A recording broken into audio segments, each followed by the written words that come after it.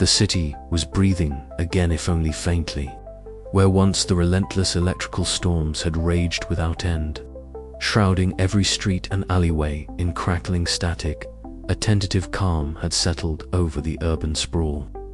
From the vantage of a weathered rooftop, Mara Lynn gazed out across the skyline. The obsidian clouds that had loomed for years were breaking apart, giving way to rare glimpses of pale, diffuse sunlight struggling through a thinning veil. The oppressive hum of static was no longer a constant companion. Instead, an uneasy silence hung in the air, punctuated only by occasional distant rumbles, like the dying heartbeat of a long torment. Mara's eyes, sharp as ever despite the exhaustion stitched into her features, scanned the horizon. The city looked different, lighter, almost fragile in its newfound stillness. But beneath the surface, the scars remained. Buildings bore the faint scorch marks of lightning strikes. Streetlights flickered sporadically, and the usual clamor of urban life was tinged with a cautious restraint, as if the citizens themselves were holding their breath.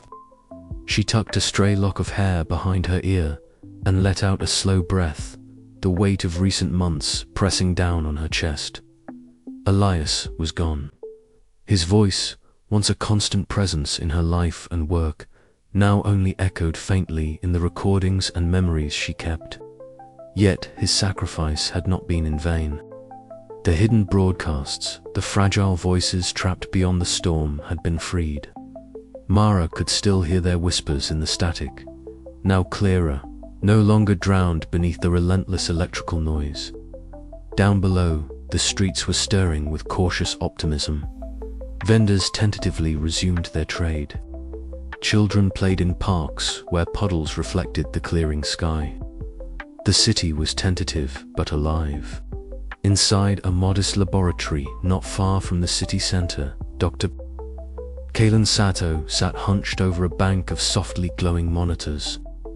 The thin scientist's pale face was cast in the cool blue of data streams, his eyes darting back and forth as he analyzed the latest electromagnetic readings. The storm's signature frequencies were diminishing steadily, the once frenetic patterns of interference now replaced by a calm, almost natural baseline. It was as if the city itself was exhaling after a long-held breath.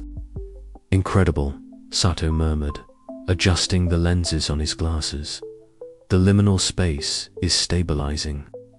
Elias's final transmission must have altered the electromagnetic field, creating a new equilibrium.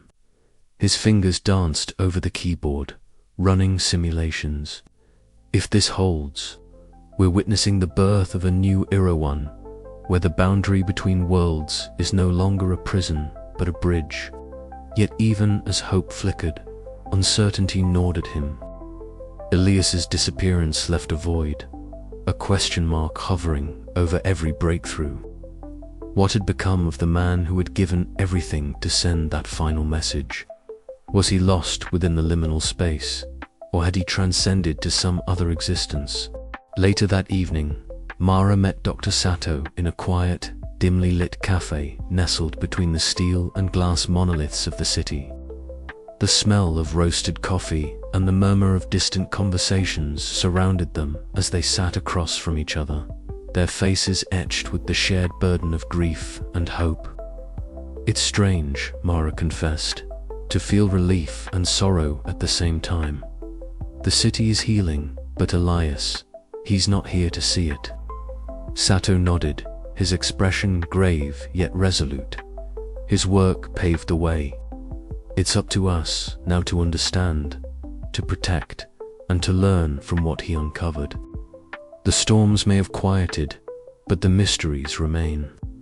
They spoke quietly of the future plans to publish findings, to advocate for transparency about the city's hidden dimensions, to honor Elias's memory by continuing the mission he had begun. Yet beneath their words lingered the unspoken fear that the liminal space, though stable for now, was an unknown frontier fraught with dangers yet unseen. Outside, as night deepened, A small crowd gathered around a street vendor's radio. The device crackled to life, emitting a clear, haunting broadcast, the voices freed from their prison, now reaching out across the divide. Gasps and whispers spread through the onlookers, a collective acknowledgement of something extraordinary. Mara watched from a distance, her heart both heavy and lifted. The city was changing, and with it, the fragile threads of connection that bound reality to the beyond. Elias's voice was gone, but his message endured an echo beyond the storm. A promise of redemption that refused to be silenced. As the first stars pierced the clearing sky, Mara felt a renewed sense of purpose. The long night was ending, but the journey was far from over. Somewhere in the liminal space between worlds, Elias's consciousness persisted, an unseen guardian watching over the fragile bridge they had built. And as dawn approached, the city held its breath once more, poised on the edge of a new beginning.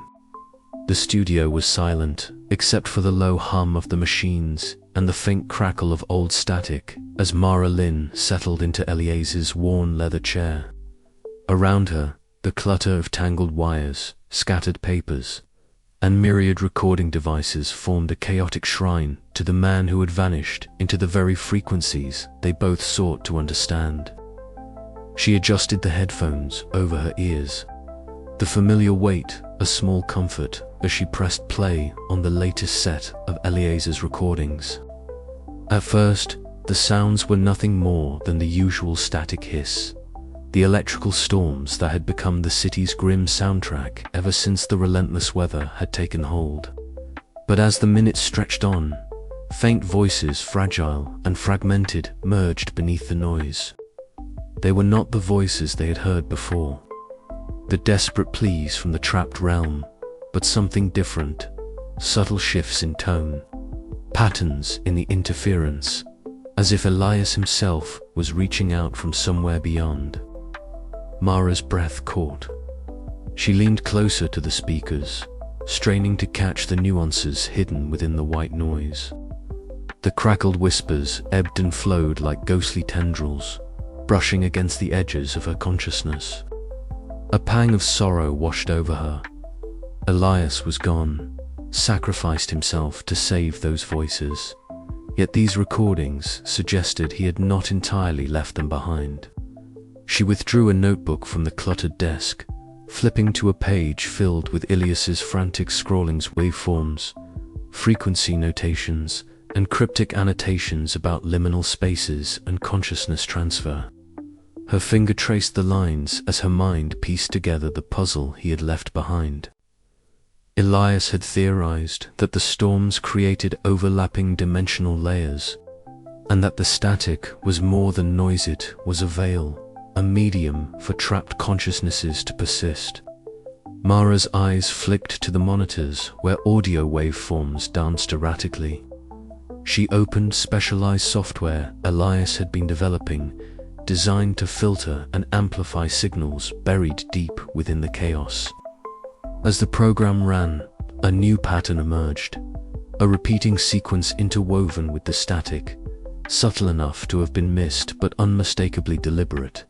Her pulse quickened. Had Elias embedded a message within his final transmissions?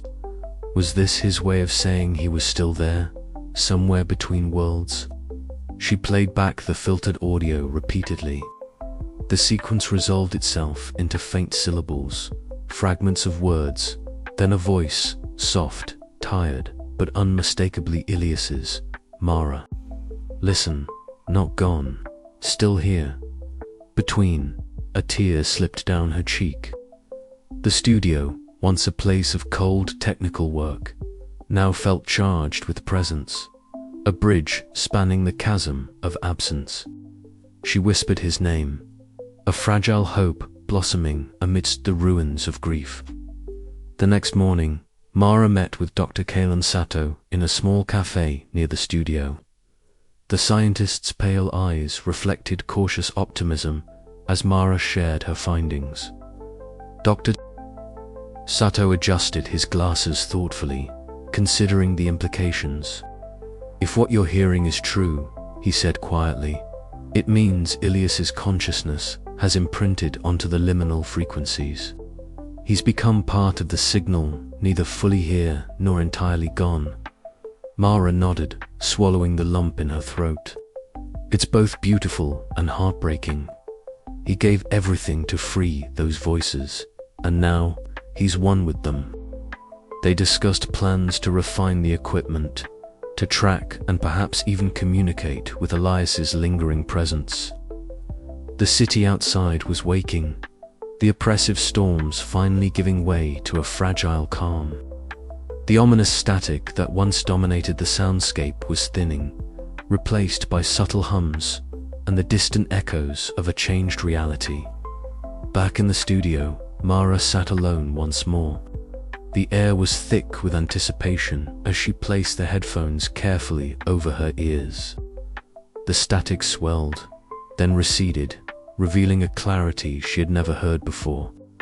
Mara, Ilias's voice, whispered through the speakers, faint but unmistakable. Hope remains beyond the storm. Mara smiled through tears, clutching the recorder to her chest. She knew the journey was far from over. Elias's sacrifice had opened a door, but the real work, the connection, the understanding, had only just begun. Outside, the city breathed a new rhythm.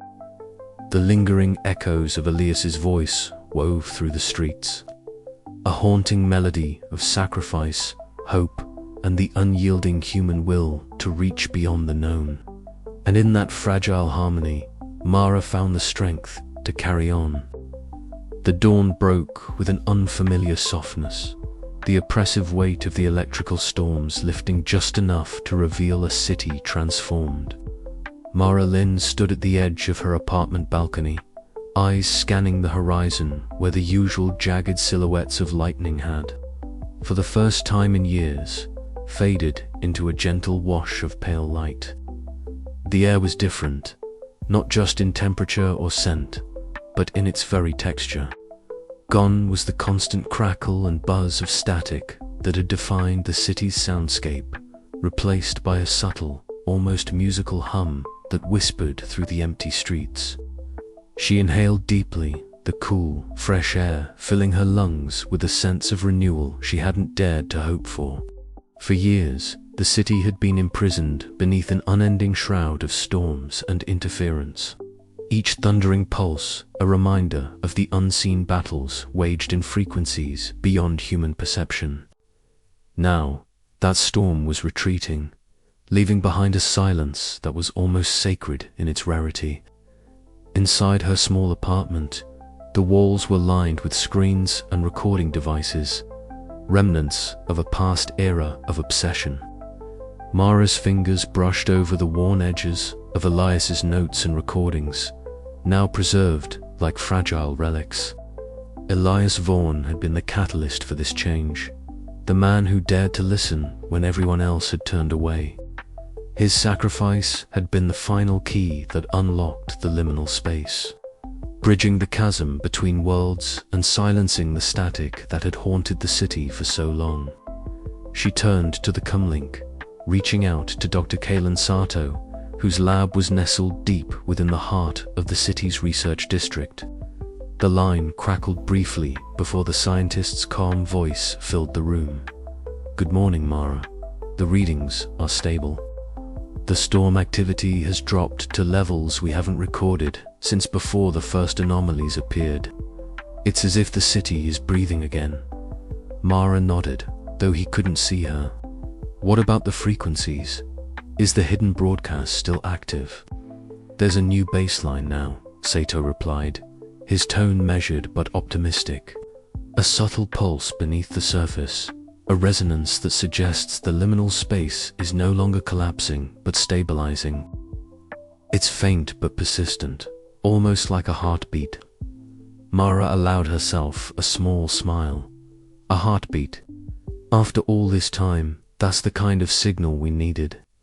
Their conversation was interrupted by a distant sound, the laughter of children playing in a nearby park. Mara's gaze drifted to the window, where small groups of residents cautiously ventured outside, their faces illuminated by the soft morning light. For the first time in memory, the streets felt less like a battleground and more like home. As the day unfolded, Mara wandered through the city, her senses attuned to the subtle shifts around her. The usual harsh glare of neon signs was tempered by the gentle glow of dawn. The relentless hum of machinery replaced by the quiet rustle of leaves and the occasional distant bird call. Even the air seemed charged with a new energy, not the destructive fury of storms past, but the fragile promise of renewal. At a small cafe, Mara overheard conversations filled with cautious optimism. Residents spoke of the calm, speculating on what it meant for their future. Some whispered about Elias, recounting tales of the sound engineer who had vanished into the static to save voices trapped beyond their world. His name was no longer spoken with fear, but with reverence. Later, Mara met with Dr. Sato in his laboratory, a sterile space filled with blinking consoles and humming machines. He pointed to a series of graphs displayed on a large monitor, each line tracing the city's electromagnetic activity over time. "See this?" he said, tapping the screen. "This is the storm's descent, an unprecedented drop in interference. And here, beneath the noise floor, a new frequency emerges. It's stable, coherent, and unlike anything we've recorded before." Mara leaned closer, eyes narrowing. Could it be the voices, the ones Elias was trying to reach? Sato nodded slowly. "It's possible. Whatever it is, it represents a new phase, a connection, not a barrier. But it's delicate. We can't be sure what this new balance means long term." The scientist's words echoed the uncertainty lingering in Mara's mind. The city was breathing easier, yes, but the scars of the past storms ran deep. The silent authority that had sought to suppress knowledge still lurked in shadows, and the liminal spaces remained a mystery.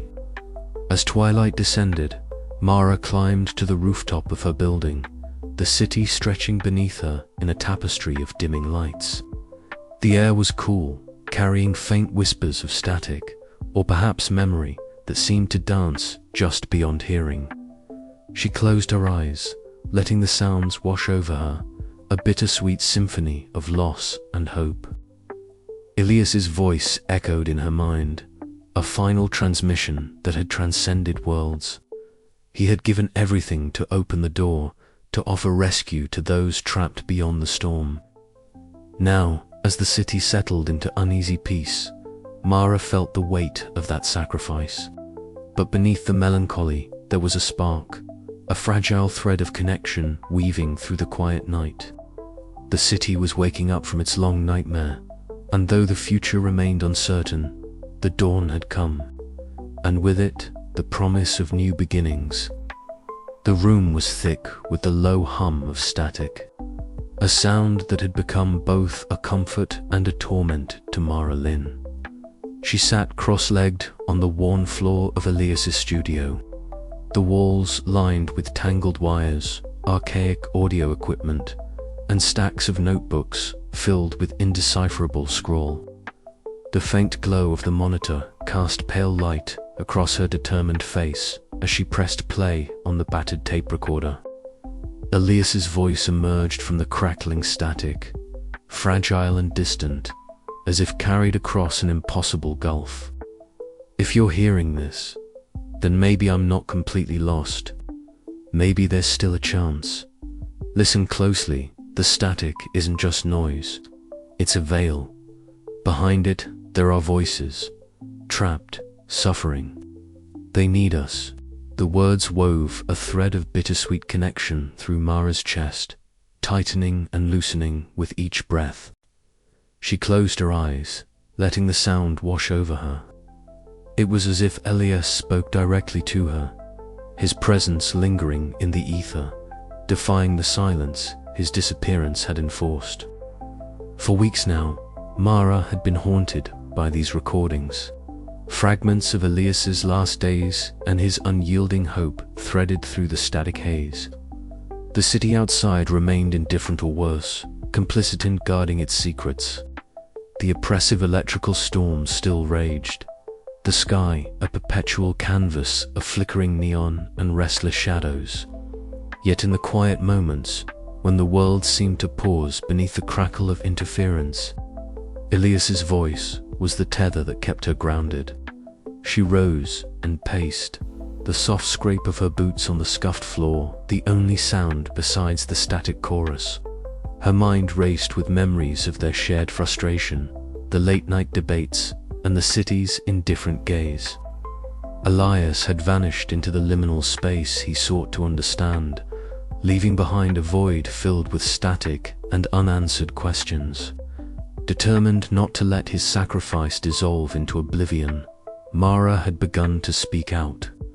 The next morning, she found herself seated at a cluttered cafe table, facing a skeptical panel of city officials and investigative journalists. Her short hair was damp from the rain, her eyes sharp and unyielding as she laid out the evidence Elias had gathered: recordings, data analyses, and personal testimonies. "The storms are not just weather phenomena," she insisted, voice steady despite the tension hanging thickly in the air.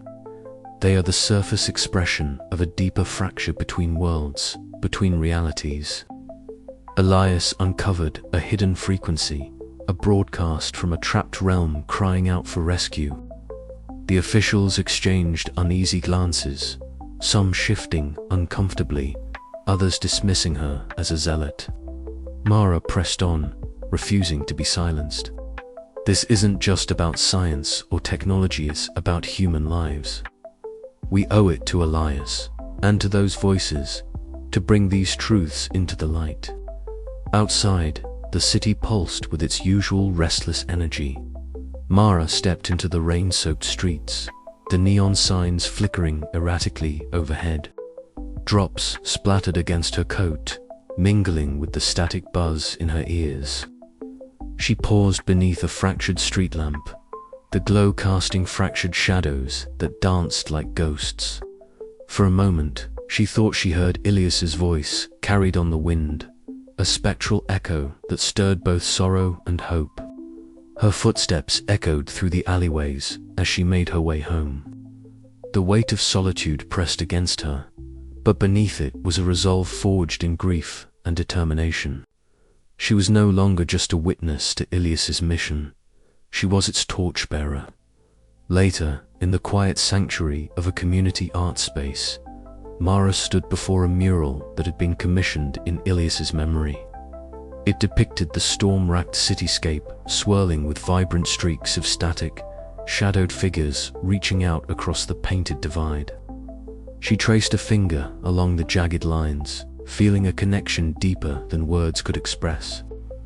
"I won't let you be forgotten," she whispered, her breath misting the glass that protected the artwork. "Your voice will carry on in the storm, in the silence, in the static. We'll find a way together." The city outside began to calm as the storms slowly waned, but Mara knew the battle was far from over. The silent authority still lurked in the shadows, their grip tightening against the tide of truth. Yet, armed with Elias's recordings and her own indomitable spirit, Mara was prepared to face whatever came next. In the fading light, the static hummed softly, a reminder that even in absence, connection endures. And somewhere beyond the veil, Elias's voice lingered, a beacon in the storm, urging her onward. The journey ahead was uncertain, but Mara's resolve was clear. The silence would be broken, the hidden signals revealed, and the voices trapped beyond the static would finally find their rescue. Until then, she would carry their memory like a fragile flame in the night, lighting the path through the storm's quiet aftermath. The conference room was steeped in a haze of low light and anticipation. Rows of folding chairs creaked under the weight of a handful of academics and journalists, their faces etched with curiosity and skepticism. Dr. Kalen Sato stood poised behind the podium, his thin frame almost swallowed by the oversized lab coat that had become his trademark. His pale fingers adjusted the microphone as the projector flickered to life, casting a faint glow over his neatly arranged slides. "Ladies and gentlemen," Sato began, his voice steady despite the gravity of his revelations. "After years of investigation into the city's electromagnetic anomalies and the recordings left behind by the late Elias Vorin, we have finally begun to understand the presence of liminal spaces, transitory zones where the fabric between our reality and others thins and distorts." The crowd leaned in, a murmur rippling through the room. Sato detailed the experimental methods used to detect these zones, correlating storm activity with bursts of unexplained frequencies. He carefully navigated the line between empirical evidence and theoretical implications, knowing full well how fragile the acceptance of such ideas would be. Meanwhile, in a cramped lab cluttered with humming servers and tangled wires, Mara Lin sat beside Sato. Their faces were bathed in the iridescent light emitted from monitors displaying Ilias's last transmissions. "He never stopped searching," Mara whispered, her voice barely audible over the chorus of static that filled the room. Sato nodded solemnly, his eyes reflecting the flickering waveforms. "His sacrifice wasn't in vain," Sato murmured. "Now, we have a foundation, a scientific foothold to explore what was once relegated to myth and paranoia." As the night deepened, the academic community's response was a mixture of excitement and incredulity. Online forums buzzed with heated debates. Some hailed the paper as a breakthrough that could redefine physics and metaphysics alike, while others dismissed it as fanciful speculation. News outlets ran cautious headlines: "New Dimensions. Scientist publishes controversial study on liminal spaces, science or science fiction." Amid the clamor, Mara found herself on the city's rooftop at dawn, the cold rain slicking her hair to her scalp. The storm clouds had thinned, leaving behind a fragile stillness pierced by the faint hum of residual static. She clutched Ilias's portable recorder, tuning the dial with trembling hands. A soft, almost imperceptible frequency emerged, an echo of the voices Ilias had devoted his life to freeing. A fragile hope blossomed within her chest, mingled with the ache of loss and the weight of uncertainty. Somewhere beyond the storms, connections were rekindling, fragile threads weaving new possibilities between worlds. The path ahead was uncertain, but the door had been opened, and the human urge to reach beyond the known burned brighter than ever. As Mara listened, the city around her slowly awoke, bathed in the muted light of a new dawn, one where isolation might give way to connection, and where the echoes of sacrifice resonated as a promise for what could come next. The journey was far from over, but with Sato's findings illuminating the path, a cautious optimism took root amidst the ruins of static and shadow. The question lingered like the fading storm: would humanity have the courage to follow it? The city had changed, though the change was subtle, almost imperceptible at first. Mara Lin sat cross-legged on the floor of her modest apartment, the hum of numerous devices filling the air with a low, steady pulse. A bank of monitors flickered before her, streams of data scrolling in rapid succession. Dr. Kalen Sato stood behind her, adjusting the settings on an antique radio receiver salvaged from a forgotten corner of the city. The storm that had once raged relentlessly, drowning the city in static and electrical fury, had quieted to a gentle flicker of neon lightning in the distance. The oppressive hum that had been the city's constant companion was now a soft melody, threading itself through the urban noise like a whispered promise. "Look at this," Mara said, her voice breaking the silence as she pointed to a cluster of waveforms on the largest screen. The patterns pulsed with a rhythm that was both alien and familiar, a delicate dance of frequencies weaving through the ether. "It's new."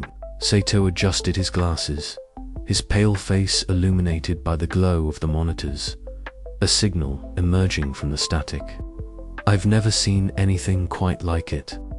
The harmonics suggest a stabilized transmission, but there's a complexity here, layers of modulation that imply an intelligence behind it." Mara's fingers danced over the keyboard, isolating fragments of the broadcast. The speakers crackled softly before a voice, distorted but unmistakably human, filtered through the noise. It was faint, fragile like a candle struggling against the wind, but it carried a message that resonated deep within them. "Thank you," the voice whispered, barely audible, then faded into a shimmering silence. Mara's breath caught, and she glanced at Sato, who nodded slowly, his eyes reflecting the same mixture of disbelief and hope. "It's them," Mara whispered, the voices there reaching out. Outside, the city breathed differently. The usual cacophony of electric interference was replaced by a strange harmony, a delicate undercurrent that twisted through the air like a secret song. Neon lights flickered softly, casting long shadows that no longer felt oppressive but imbued with a new kind of life. The storms, which had once been relentless and cruel, now seemed to recede into memory. Mara stepped onto her balcony, the cool night air brushing against her skin. She gazed out over the cityscape, towering skyscrapers adorned with holographic ads, streets alive with restless energy, and the distant silhouette of the liminal zone where realities converged. In the quiet, she felt a presence, an echo of Elias's voice carried within the renewed signal. It was as if he lingered still, a guardian watching over the fragile bridge they had forged between worlds. The discovery was more than a scientific breakthrough. It was a testament to resilience, to the relentless human urge to connect across impossible divides. Yet Mara knew the path ahead was uncertain. The silent authority, though weakened, had not vanished. The delicate harmony they had found could yet be shattered by old fears and new threats. But for now, hope blossomed amid the remnants of static noise. The rescued voices had found a way to speak once more, their whispers transforming into a chorus that promised a future where isolation could be broken, and connection, no matter how fragile, could endure. Mara turned back inside, her heart pounding with renewed purpose. She and Sato would continue their work, guarding this new dawn. The signal was renewed, and with it, the possibility of a world transformed.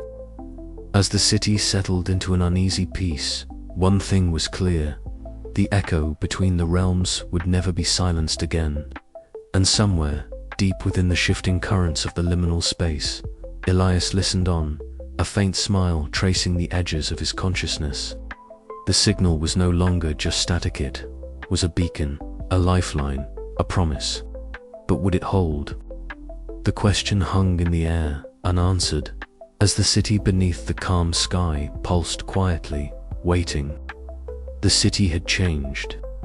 The incessant electrical storms that once screamed across the sky had dwindled to a rare, distant rumble, and the static that had blanketed the airwaves like a suffocating fog was now a gentle whisper, a fragile breath of something new. From the rooftop where I stood, the horizon stretched wide and electric, but the storm's fury had softened, the neon glow of billboards flickering faintly beneath a sky that was, for the first time in years, almost calm. I pulled my coat tighter against the chill, the wind carrying a scent of ozone and cold rain, a smell so familiar now it felt like a memory etched into my bones. Below me, the city's streets wound like veins, pulsing with a quiet life that seemed to hold its breath, waiting for what came next. I thought of Elias's tired eyes, the way his fingers had danced over the controls, chasing sounds only he could hear. His sacrifice had carved a silence deeper than any storm, but within it, a promise. Back inside my small apartment, the cluttered desk was strewn with Elias's recordings and notes. A chaotic symphony of waveforms and scribbled annotations that pulsed with his voice and his obsession. I traced the jagged lines with trembling fingers, the static, the hidden signals, the desperate pleas from a world trapped beyond our own. Each crackle and hiss was a thread, a lifeline to something lost and yet to be found. The weight of his absence pressed down on me, but beneath the grief was a flicker of determination. Elias had bridged a chasm no one else dared approach. Now, it was my turn to carry the torch, to unravel the threads he had left behind. I played the recordings again and again, letting the fragmented voices seep into the silence, learning their patterns, their rhythms. They were no longer just static. They were echoes of hope. A knock at the door drew me from my reverie. Dr. Kalen Sato stepped inside, his thin frame casting a long shadow across the floor. His pale eyes held that familiar mix of scientific curiosity and moral ambiguity. We had come a long way from our initial distrust, bound now by the shared burden of knowledge and the cost it demanded. "The city's changing," he said softly, removing his coat. "The storms are fewer, the static less oppressive. But the balance is fragile. This quiet, it could break at any moment." I nodded, feeling the truth in his words. Elias's sacrifice opened something. A window, maybe. But it's up to us to keep it from closing. To make sure the voices don't fade back into silence. He sighed, adjusting his glasses. "And the authority, they won't let this go easily. Control is their currency. Transparency is a threat. Then we'll make them see," I replied, a fierce resolve settling in my chest. The city deserves to know. The people deserve to hear the truth beneath the static. Our conversation was interrupted by the soft hum of my equipment powering up. A faint new frequency emerged, delicate and wavering, threading through the quiet air like a tentative heartbeat. I leaned closer, eyes closed, letting the fragile signal wash over me. It was a whisper of connection, a promise that the voices were still reaching out, still fighting to be heard. The quiet between storms was no longer empty. It was alive with possibility, a delicate balance between isolation and connection. The journey had cost us dearly, but in the stillness, I found a kind of peacer, bittersweet hope that the story was far from over. As night deepened, the city below shimmered with neon and shadow, a cyberpunk tapestry woven from light and silence. And in that darkness, I felt Elias's presence, a quiet echo beyond the storm, guiding me toward a dawn yet to come. The silence was no longer a void. It was a signaler call to listen, to remember, and to reach beyond the known into the vast, uncharted static of possibility. But even as hope flickered, a question lingered in the back of my mind, sharp and insistent. How far was I willing to go to keep the connection alive? And what would it cost me to answer the quiet between?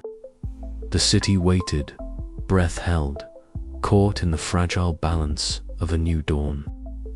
And so did I. The storm had finally reached its crescendo, a violent symphony of crackling electricity and howling wind that seemed to tear the very fabric of the city apart. Inside the liminal nexus, the air pulsed with an almost tangible energy. Elias Vaughn stood at the heart of it, surrounded by the flickering shadows and whispers that had become his constant companions. His hands trembled as he adjusted the final settings on the device, a complex amalgamation of salvaged tech and experimental modifications, crafted to stabilize the fragile boundary between worlds. This is it, he murmured to himself, voice barely audible over the roar of the storm.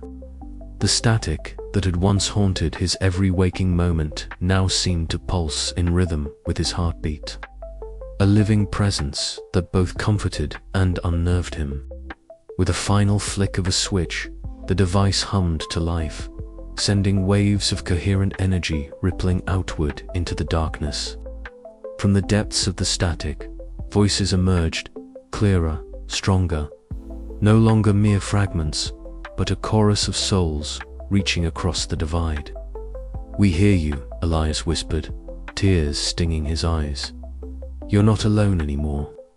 His transmission crackled through the storm, a message of hope and resolve sent into the void. To those trapped beyond the veil, his voice echoed, "I promise rescue.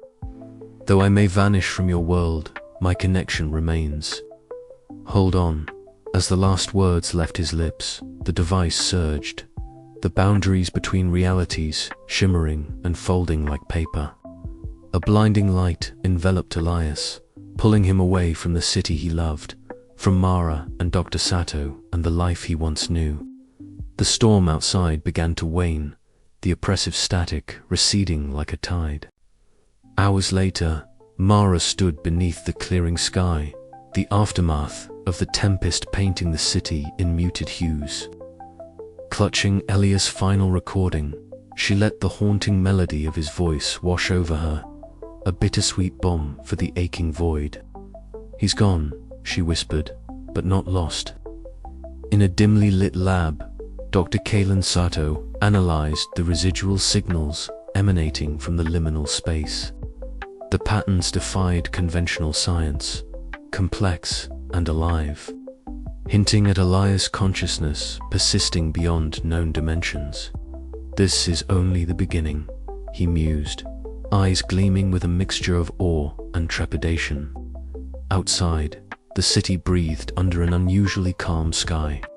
The familiar electrical storms had faded, replaced by a delicate hummer, subtle, persistent static that carried faint, hopeful voices. It was a reminder that connection, no matter how fragile, endured. Elias' sacrifice had opened a door, a fragile bridge between worlds that promised redemption and understanding. Yet beneath the quiet lay questions unanswered, mysteries lingering like shadows at the edge of perception. As the city settled into uneasy peace, the echoes beyond the storm whispered of futures yet to be written. The end was not an end at all, but a beginning testament to the relentless human urge to reach beyond the known, to connect, to hope. And in that quiet space between worlds, Elias' voice lived on, a beacon in the static, calling out across the void. The storm had passed, but its echoes would resonate forever.